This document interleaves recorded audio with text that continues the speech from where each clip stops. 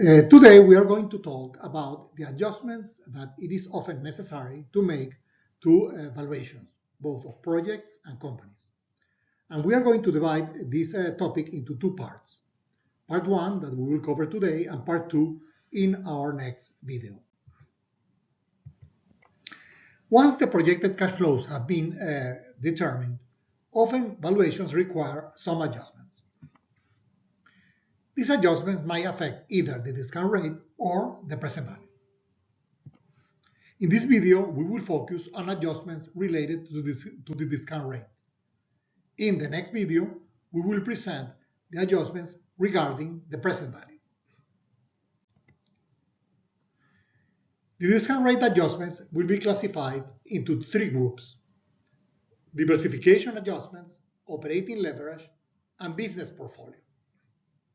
Let's start with the diversification adjustment. This adjustment relates to the diversification of the investor. According to the capital asset pricing model, we know that the discount rate that we calculate when we use this model, it depends on beta.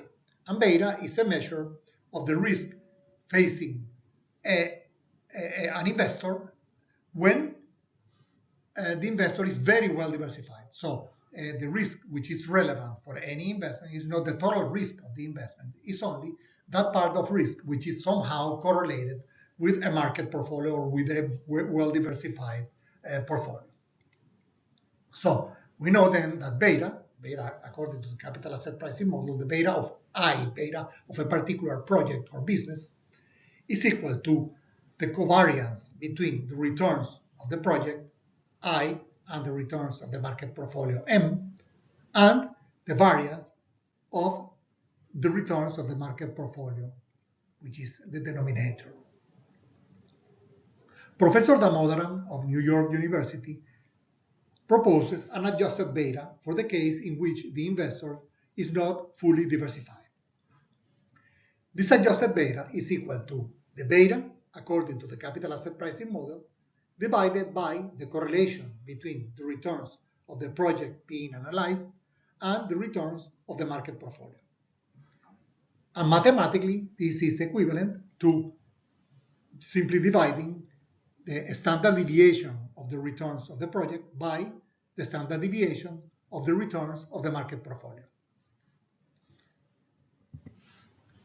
So, according to the Damodaran's adjustment, the larger the correlation between the project and the market, the closer the beta to that of a well-diversified investor. So, for instance, if the correlation rho is equal to 1, adjusted beta will be equal to the beta that we would compute using the capital asset pricing model. But as the correlation goes down and approaches 0, the denominator goes down and the resulting adjusted beta is larger. So the discount rate will be larger as well.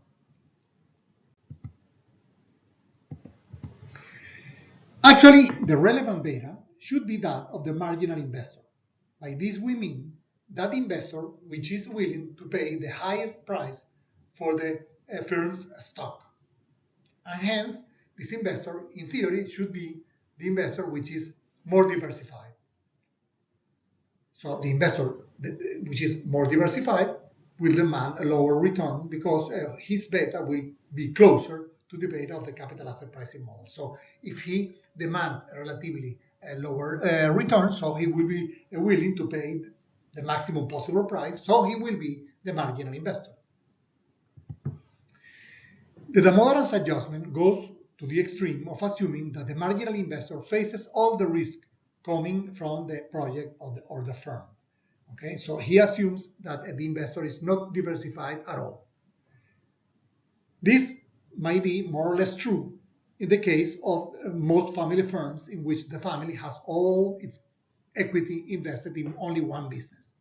But in practice, many investors are somewhere in between. They are not fully undiversified, they are not fully diversified. They are somewhere in the middle. So actually, the beta that would correspond to their investments is somewhere also in the middle between the Damodaran's adjusted beta and the beta according to the capital asset pricing model.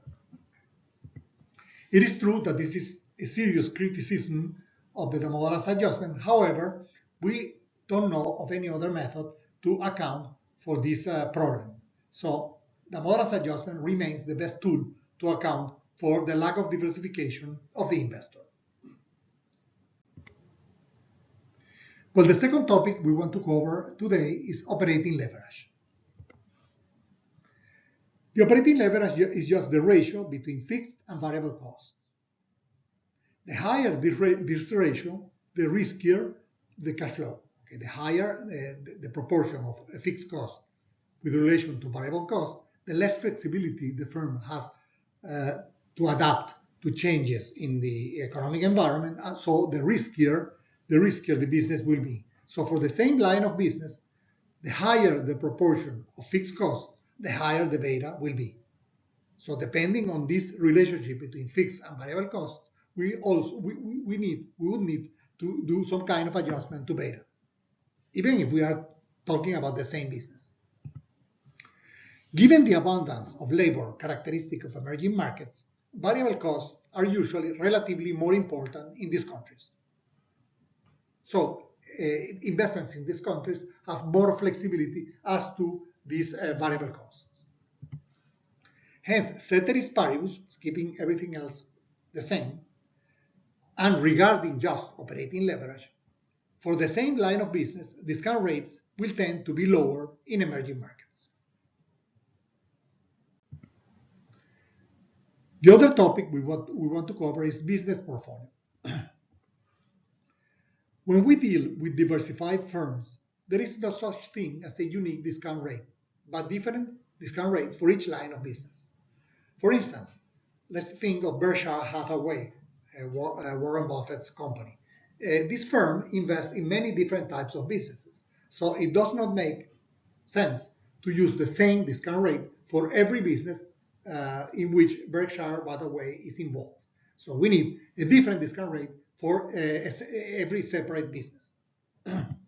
So in this type of companies, cash flows must be segmented and each business must be discounted at its corresponding discount rate. Other considerations regarding these adjustments. First, unrelated assets. Very often we find that companies have in their balance sheets assets which are not really necessary for their core business. It is very common to find, for example, real estate investments or financial instruments. So these investments do not have the same beta or the same risk of the core business, so they should be treated separately. In general, what we should do is just to discount the cash flows corresponding to this asset in a separate account.